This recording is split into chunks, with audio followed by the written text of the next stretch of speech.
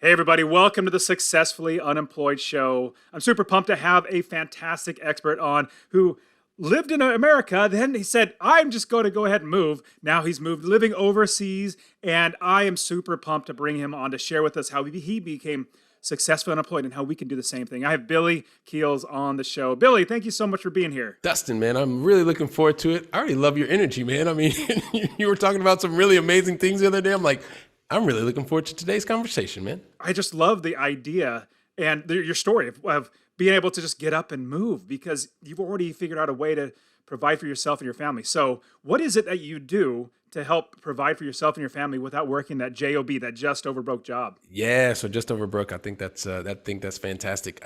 Today I am working to add as much value to others, serving others, and doing that through my own very small, humble business, which is a syndication business. So we bring people together to really have similar kind of goals and dreams and work on serving them as much as possible. So that is what I am doing and what my company is doing to serve others. And since I left the job and no longer have that security of a corporate blanket that I had for about 26 years, this is what I'm doing. This is what I'm loving. What would you say is syndication? Like, how are you serving them? Yeah, it's really when you understand that. So I worked 26 years in sales and sales leadership, and most recently the last 16 years in the enterprise software space for a very large enterprise software company. And just in like I've done for the last 26 years is really looking for problems.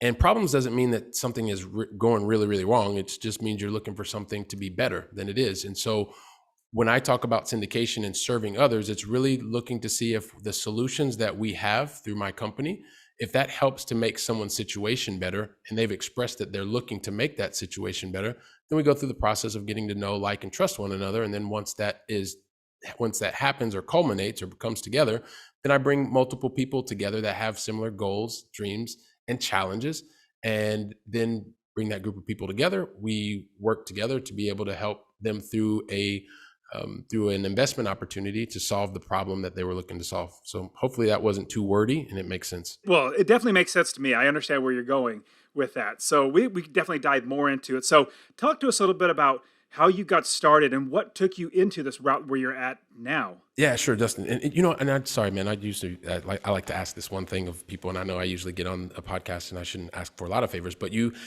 I've watched you and listened to you, and you do an amazing job, and you really add lots of value to your listeners. And so, as a fellow podcaster, if anyone's listening or watching, and you have not already left Dustin an honest written review and rating, take just a couple seconds to do that because it's definitely helping him to also attract other guests that are going to help you get closer to your goals and dreams much, much faster. So it's just something I've also learned being a fellow podcaster. So with that, so you're asking me about the things that we're doing. Is that correct? What you were doing before, Yeah. like what got you into where you are now? Because you didn't start that way. We all don't start in the end. But working at job and then eventually getting the nerves to be able to quit. So I had two kind of like real life situations happen to me. The first one happened I've come from a corporate job that I really, really liked. I was paid way too much money to do the things that I was doing. And so I enjoyed it. I liked it. I was solving really big hundreds of millions of euro problems for big companies.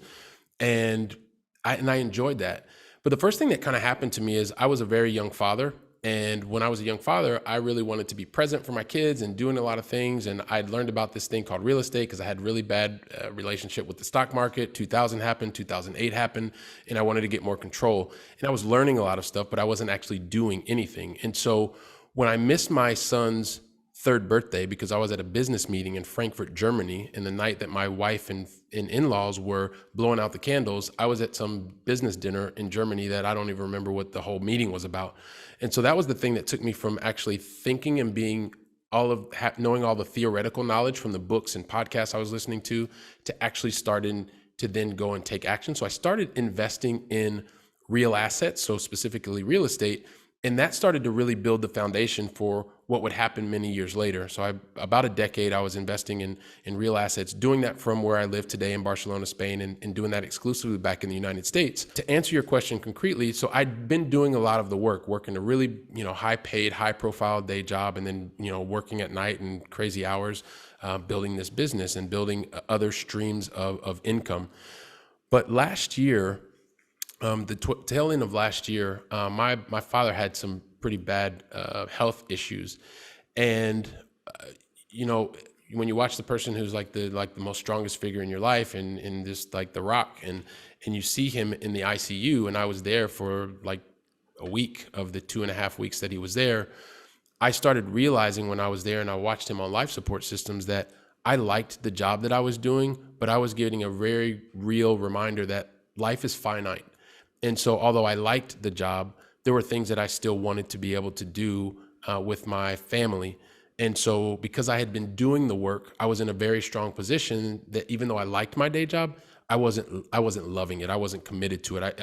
I didn't really think a lot about enterprise software when I went home at night and things like that. And so that situation with my father was really the catalyst to say, you know what, you need to do some soul searching. And do you really want to stay doing what you're doing, or do you have a desire to do something else? And so because I have a desire to do something else, and I'd done the work for the previous decade, it was time to make that transition and really start to be the owner of my time, and not say that anybody else is having me fly around or do this or do that. If I choose to do that, it's because that's the thing that makes the most sense for me and my family. So did you already have because when you quit, when you stopped, did you already have income coming in from this business that you created, or was it like I full did. stop, I'm going all No, in?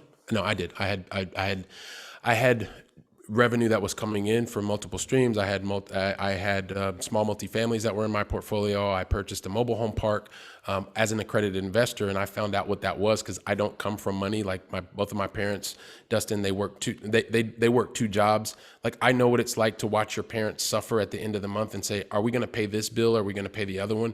That's not a fun situation. We didn't talk about money because money wasn't a positive topic to talk about in my household, and so. One of the things that I always knew is that I wanted to be able to create more money, and more importantly, keep as much of my money as possible.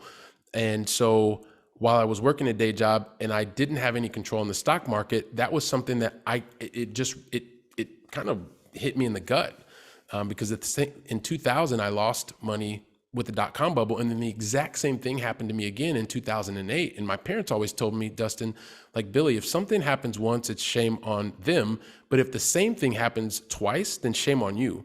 And so that's what really got me to start to think about the theory. And then when I missed my son's birthday, that's what got me from theory to action to start investing. And as an accredited investor, I realized that I could also kind of decouple my earnings from the amount of time that I was spending. Because when I was buying the small multifamily and I was buying the mobile home park, that also required a lot of time. I got higher returns. The highest and best use of my time at that point in time was to continue to work at my day job because I was making a lot of money. And so I found out that I could invest with other people as a passive investor. And so I was actually giving people $200,000-$300,000, and they were investing in ATM machines for me, and they were investing in large multifamily properties, and they were investing in development projects because that's what made the most sense for me. And then eventually, and I know you mentioned we'll talk about this, one of the other things that I realized is like I started being in rooms with people that were much smarter than me. And so I, just as a curious person, I mean, I've worked and traveled throughout 86 countries. And so you get to a new country, you see a new thing, your mind is expanding and you're always asking questions. And it was a very similar thing when I started coming into contact with people who were, second, third generation accredited investors that just thought very differently than me. And so I'd always heard that real estate was the most effective investment vehicle. And so that's what I went all in on. But what I realized is I was investing in real estate, and it's fantastic, right? It is passive income, and I don't mean not working for your money. I mean IRS definition of passive income. And so when I was doing that, it was great, but I was earning a lot of money. And so I still kept paying 45% in income tax. And so I was kind of like, well, hang on a second. After 5 or 6 years, Dustin, I had to sit down with my accountant one day. I literally paid him to explain this to me because I was saying, okay, that's super tax efficient, but like I see this number and it's like multiple 6 digits, almost 7 digits, and I can't do anything with it. It's negative, and these are passive losses. And I didn't understand. And he was like, well, yeah, Billy, because those are passive losses. You have active income, your earned income. And that was another light that I was like, hang on a second, like that's a problem. Like it's a first world problem, definitely. But I then tried to figure out how to solve that problem so that I could use a lot of the different vehicles that I was learning about by being surrounded by other, second and third generation accredited investors to apply that to my own situation. So I know it probably is a long-winded question, but I did want to answer your question. No, you gave lots and lots of great insights because, I mean, everything that you said, I absolutely am tracking with you because I literally have gone through the exact same process. And in fact, thinking about myself and my family, and then where I lost lots of money in 2000. And then 2008, I lost lots of money in stock market. When I say stock, I mean stock market. Me too. Yeah, me too. But real estate literally doesn't lose me money. If you do it right, you shouldn't lose money. And so I've been blessed with that. But I do also, I completely agree with you that our relationships, like in the end, when you look back on your life, the only thing that's really going to matter is your family and the relationships and the people around you. You're not going to wish that you worked more, that you made more money, that you had more money. You can't take that with you. And I love the idea that in our life, there are 4 things that we want to try to attain and have a legacy. So the first one is a money legacy so that we have enough money to buy whatever it is we want. The second one will be a time legacy. That money leads in a time. We have as much time as we want because we have to work for somebody else. Third one, and this is exactly what hit when you said this, it really hit me too, was a relationship legacy. Money leads in a time leads into, now you can put that into relationships.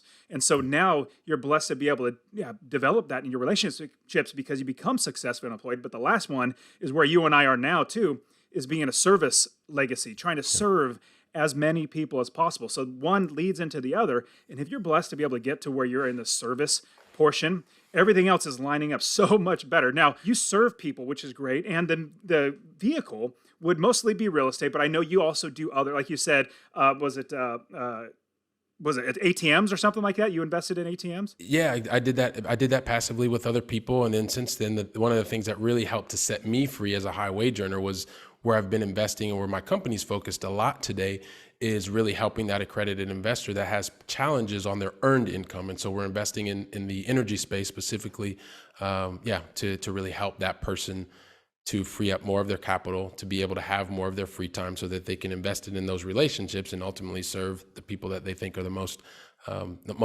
loved in their lives. So I love your framework. I think it's fantastic. I think that's great with the idea of how can I serve more people? Because I can't remember which book it was, but or which author said it. But if you whatever you want in life, you can get it if you just serve enough people to get it. Which I 100% agree. Mr. Carnegie, there you go. Was it Carnegie? Yeah. Awesome. The more people that I serve, the better my life gets and the better everybody else's life gets. I mean, it's just the best way to go. Now, if somebody's saying, you know what, I like what Billy's doing. He's serving people, but at the same time, he has different streams of income. Now, not everybody has like either a really, really good job that they're making a lot of money. But if they want to start getting more passive streams of income, if they're saying, I want to not just work for somebody else, I want rather either work for myself, get passive income. Is there a direction? Is there a principle? Is there a thought that you would say, if you want to start going down this route that you took, what would you suggest? Yeah. So, I mean, and I guess more than suggestion, I just can share my story, right? So one of the things, and very similar to you, Dustin, I don't come from money. And so I didn't start with anything. I started in college. Back in the 90s, I had $60,000 worth of debt, right? And so the very first thing that I was concerned about was getting a job. And so once I got a job, I was very fortunate. I was working and traveling. I had the opportunity to work and travel throughout some 58 countries in the first 5 years, which was great, right? Because I'd seen so much of the world. I'm from Columbus, Ohio. I never thought I was even going to get to California, much less see 58 countries by the time I was 26. And so I was very fortunate as well because I was on per diem most of the time. And so most of that money, my active income, I was using to pay off my loans.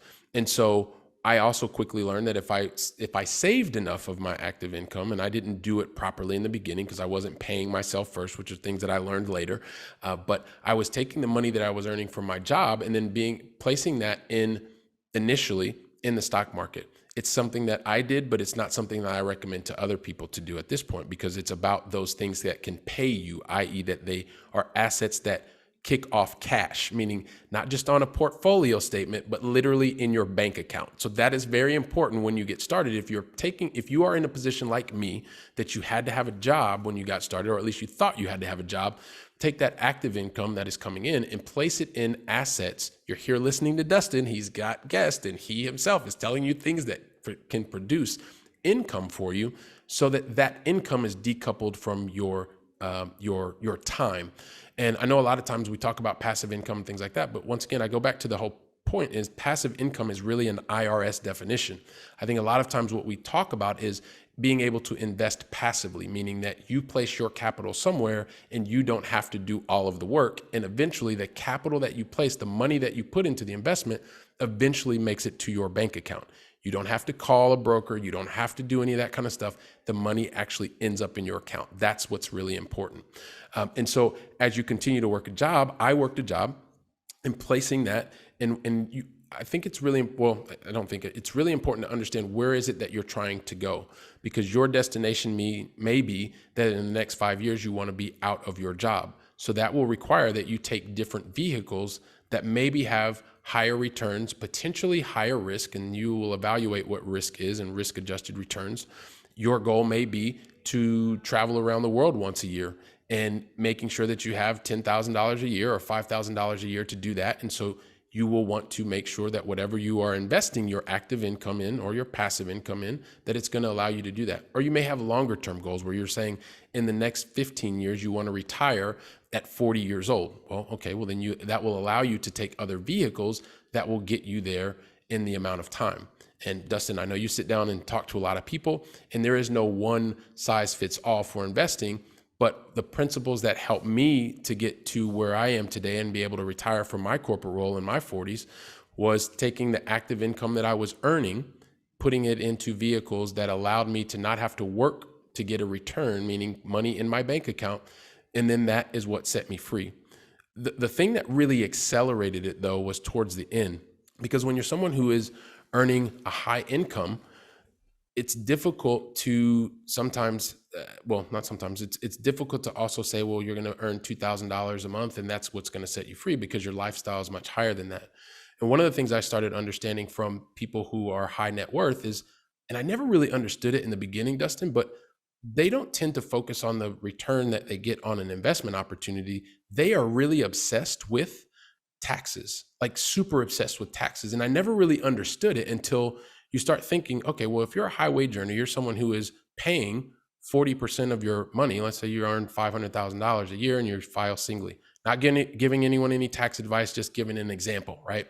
And so you consider that person is investing, I don't know, maybe they're investing $200,000 in something that would allow them to have, I don't know, we'll be very conservative here. We'll say it's a 5% return on something, right? That $200,000 is going to kick off, $10,000 a year for that person, which is fantastic, right? I think that's a great return.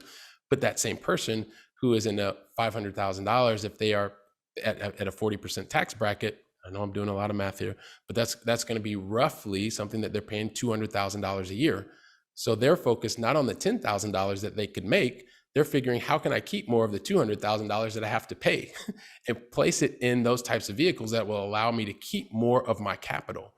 And so having that switch and also trying to find the right vehicles to not only capitalize on that $10,000 a year, but also see how much of that can I kind of scrape away of the $200,000 a year, because if I can keep more of that money, then I can keep more of that income tax money and place it in other passive investments, which by IRS definition are much more tax efficient, because the top tax bracket is only 20%, at least as of today, versus if you're on the income tax side, it's 37%, plus your state taxes, which is, if you're in California, it could be 50+%. So that was just that helped me from a mindset perspective, because you're around other people that are thinking very differently than you. And it's also helping you to ultimately be, and this is what I love about your t-shirt, like be successfully unemployed, right? Because when you can apply these different strategies, create different streams of income and keep more of that income, then it just allows you to get to your ultimate destination much faster. I love that idea of keeping that money. You've already worked really, really hard, and Uncle Sam loves taking that from you. Like, that's what they really, really want to do. And so it's hard for somebody who doesn't have a lot of money to think, man, that $10,000, it's not that big of a deal for somebody who makes $500,000, and they just want to keep that as much money as they can. So in thinking about going down that path, let's say somebody does have, they're making $300,000, $400,000. They have a good amount of income coming in. How would we be able to utilize things that you do to make sure that we keep as much money as possible? Is it taking as much disposable income, or not disposable, but like any extra income, investable income, and putting them into I would not suggest the stock market, but like putting into real estate, or would it be like any type of business, like an ATM business? Or what are your thoughts there? Yeah, so I mean, I think the thing to really think about, and this is where the important part is to know where you're going and why you want to get there. Like, what is the destination, right? And we talked about that a little bit earlier. And then it's the vehicles, like the different investment vehicles that you feel the most comfortable with. That means you get education. You're here, you're listening to Dustin's podcast, you're finding out about different things. I mean, you have guests that talk about lots of different things, and the things that resonate with you, it's to really find out more about it. Reach out to Dustin. He knows a lot about all this stuff. And so you can find out and get the education, and whether that is self-storage facilities, whether that is ATM machines, whether that is stock photos, right? Or it could even be pieces of energy equipment.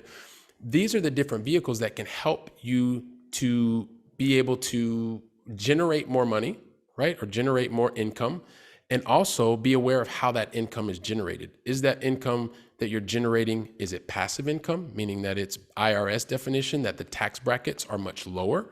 That can be an efficient vehicle. Can it be something like I'm doing in the energy space, where you're that person that's earning $300,000 a year and you know you're going to end up writing a $100,000 check to Uncle Sam? Well, could you do something if you kept at least, let's say you kept 50% of the $100,000? Well, that's another $50,000 that if you keep that by investing in something like energy equipment, then you could eventually redeploy that $50,000 in one or two other passive investments in ATM machines, or maybe in something like multifamily real estate.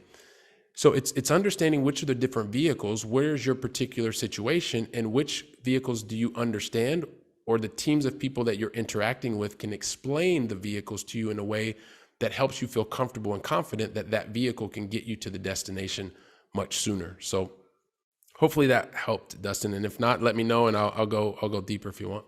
Well, it absolutely does. And usually I get friends at church or anybody that I meet that just, they don't really know, like they don't come to me for coaching in real estate. They're just friends. And they come to me and say, hey, Dustin, I have this money. What should I do with it? I first ask them, well, you need to figure out, number one, what your goals are. And on top of that, what's your risk tolerance? Like, how are you going to be able to, are you okay with, putting your money someplace and let somebody else handle it, or in an investment property? So goals, risk tolerances, and also how much longer are you going to be living, and how soon do you need to access it? So, but I do want everybody to realize, Billy, you said, and you hit the nail on the head, is that instead of trading an hour for $1 or however much money, like active income, start working towards passive income. I remember when I first read Rich Dad Poor Dad, I think it was like, I don't know, 2006 or something like that. And I was going down the path that everybody's taught. You go to school, get a job, eventually go to college, get $1,000 in debt, then go to college, and then, or with college, you go and get a degree, and then go to get a career. From that, you're like, man, I'm just working 40 years and eventually retire. But then I realized that there's also something called passive income. Like, what? What is this? I don't have to work to make money.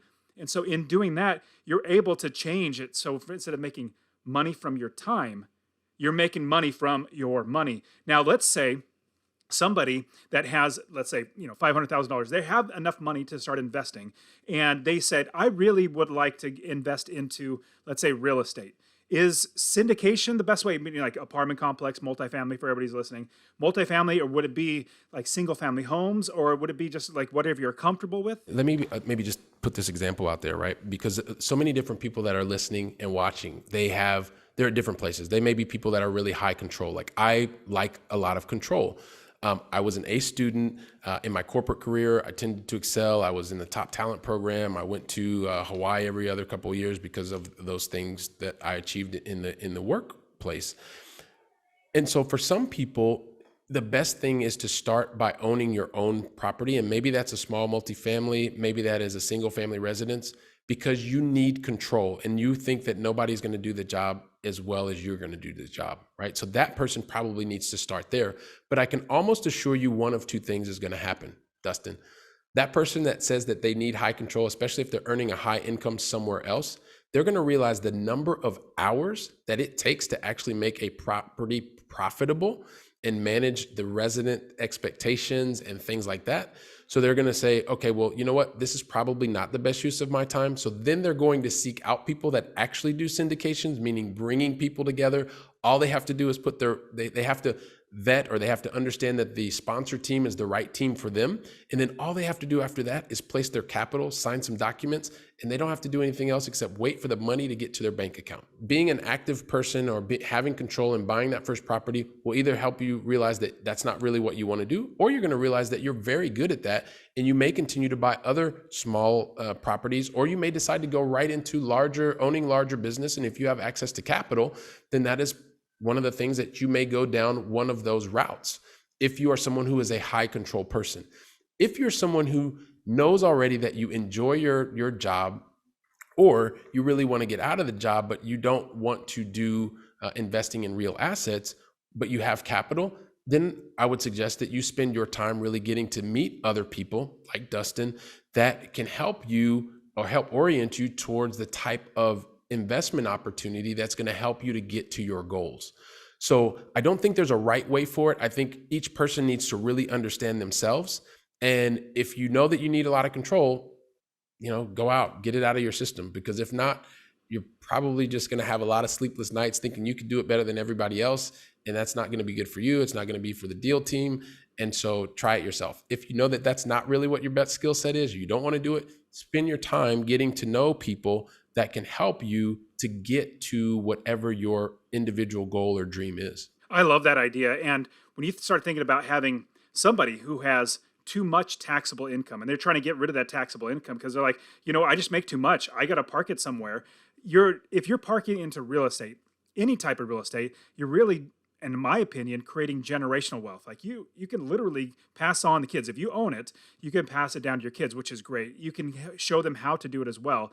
On top of that, with a syndication, something where you're getting a multifamily, you are on top of that, you're saving money on taxes, number one, but that you're also making more money. And then, so with a syndication, let me ask you a question. With a syndication, is the goal to continually get passive income in general, or is the goal eventually to long-term 20, 30 years, or is it to get out of the property and get into a new one and hopefully make money, increase that money by double or something like that? Yeah, I mean, and this goes back to that depends on the team, the sponsorship team that's going. And when I say sponsorship team, the meaning the people that are actually putting the syndication together, the person that is going out there bringing people together for a particular opportunity, they're the people that are typically going to determine that. And I guess maybe not now so much, but there were anywhere a hold period. So meaning that the project will last anywhere from 5 years up, probably on the low end, to 10 years. And so you would expect to have your capital, your money that you put into that specific opportunity to be in that opportunity for 5 to 10 years, depending on when they start making first distributions or first payments to investors. You may expect that to happen 12 to 18 months out. It can happen sooner. It can also happen later. I guess the thing that I would say is also for anyone who is working a job and working towards being successfully unemployed, one of the things that you want to consider is how you're earning your income. That's a really big deal. I think it's one of the things that we don't think enough about. And what I was able to see, and now helping other people who are high wage earners that are continuously paying high levels of taxes, like 40+% in income tax. I guess the idea is if you can keep more of that, then you can redeploy it into more tax efficient, i.e. passive income, because there's active income and there's passive income the way that the IRS looks at it. I guess technically it's non-passive and passive income. I don't want to get too deep into detail here. I love the whole thing about taxes because it can help set you free, right? And so I have learned from a lot of other people. And so as a high wage earner, it's to look at how are you earning your income? And then based on that, what options are available to help you keep more of that income so that you can then deploy it into the most tax efficient, which today are passive income opportunities because of the tax brackets at 0, 15, and 20%, that you can then place your capital that you maybe didn't have to pay because you had tax deductions on one side. You then redeploy that into more tax efficient or passive income type of investment opportunities that could be through syndications, or maybe you decide that you want to buy your own rental property or whatever the case may be. So how do you do this from overseas? I mean, you're not in America, and that's the big question that most people have. Like, man, like I need to literally be right next to the property that I'm buying, or I need to be able to drive to it. Like, how do you do this? Not from where you live, but also in another country. Yeah, and so I know you're going to be a guest on the Going Long podcast here pretty soon. This is one of the things that we talk about quite frequently because people ask that question all the time. And Dustin, one of the things that we're on Zoom today, and a lot of people think Zoom has only been around for like a year or two, but I've been using Zoom for I guess since 2013, something like that. And so the thing that happens is it's a great question, but it's maybe a bigger answer. But the reality is it's like any other type of relationship. What do I mean by that? Once again, when you know what your goal is, like I didn't want the pain of being in the stock market anymore because I had zero control. So I had to figure out, I had to solve my problem. It's not a real problem. It's a first world problem, but I had to figure out how I could get more control. And so when I read Rich Dad Poor Dad, I saw the messages that were there and I was like, oh my gosh, you can buy this property and get $200-$300 a door. You can control it, income minus expenses, net operating income, pay the mortgage, and then you keep the rest. Oh man, this makes a lot of sense. This is really, a model that I can understand. And so then I started meeting people online at the time.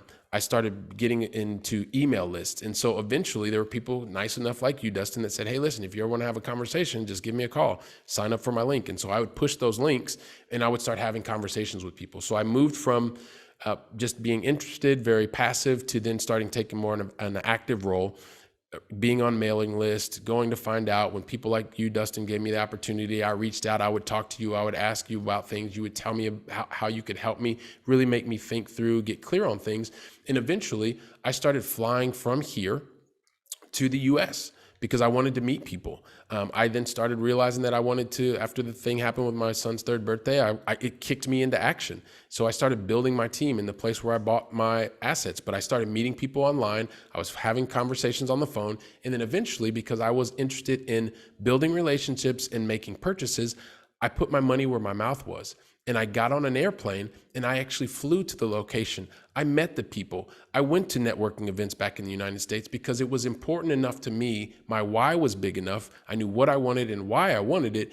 And that's, like I said, that's why it's like a normal relationship, because ultimately you follow the steps, you get to where you want to go, you're clear on your vision, you take the right vehicles. And then lastly, it's not about me, right? And that's the beauty of technology, and that's the beauty of real assets in general. Because once you understand the team that is actually managing them, and you understand their philosophy, the way that their operations work, and you can actually meet them. I bought my very first property, just to give you an idea. Like I bought my very first small duplex in 2013. My wife and I were in Cairo, Egypt. We bought this property back in New Jersey, and I live in Barcelona, right? So it was leveraging all of these different aspects. And of course I made mistakes. Of course, there are things that if I lived down the street, it would be much better. But I promise you one thing, Dustin, knowing myself and probably a lot of like high A types and like a lot of control, I would have been at that property every single day trying to fix every single thing. And I would have spent so many hours fixing very minimal things that would have had very little impact overall. And so I learned to not focus on the property, but focus on the process. So what most people see as me living tens of thousands of miles away, it's become one of my biggest advantages because I focus on what actually needs to happen in the process so that our client is served and gets what they need to get in the most efficient manner possible. So I've tried to take what is many people would perceive as a disadvantage and create that into an advantage in terms of internal process.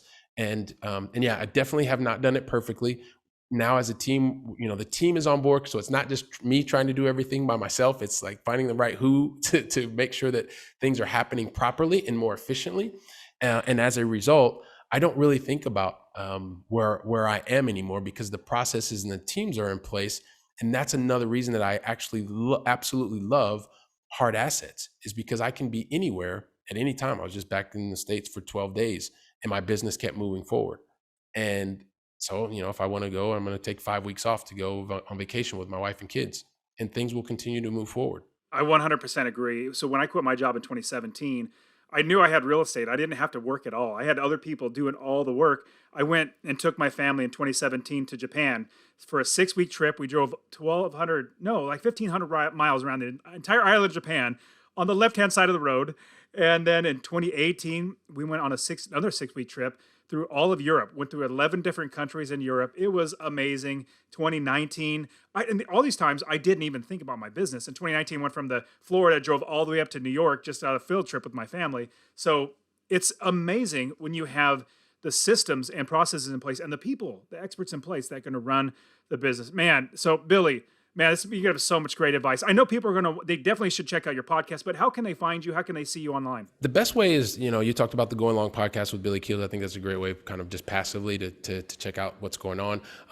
I would say that, and I'm really passionate, especially for those high wage earners that you enjoy investing in alternative assets. I don't even know why they call them alternative, because I think they're the real assets, right? They're the real assets. They are. The real assets. I feel a little bit ridiculous even saying that. As soon as I said it, I was like, oh, that doesn't make sense. But if you are continuing to really get crushed on the income side of the income tax, we'd love to be able to talk to you. I mean, you can check out our website. You can go to firstgencp.com/paylesstax. When you go there, we'll talk a little bit more about how we're helping other high wage earners. Firstgencp.com/paylesstax. And then lastly, I love connecting with people on LinkedIn.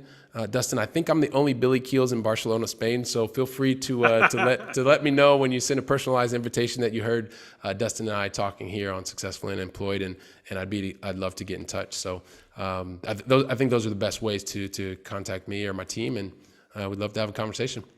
Great. Man, Billy, thank you so much. So much great advice, and absolutely everybody, you got to check out his podcast as well. So you guys, thank you so much for being on. Billy, thank you so much for sharing such great information.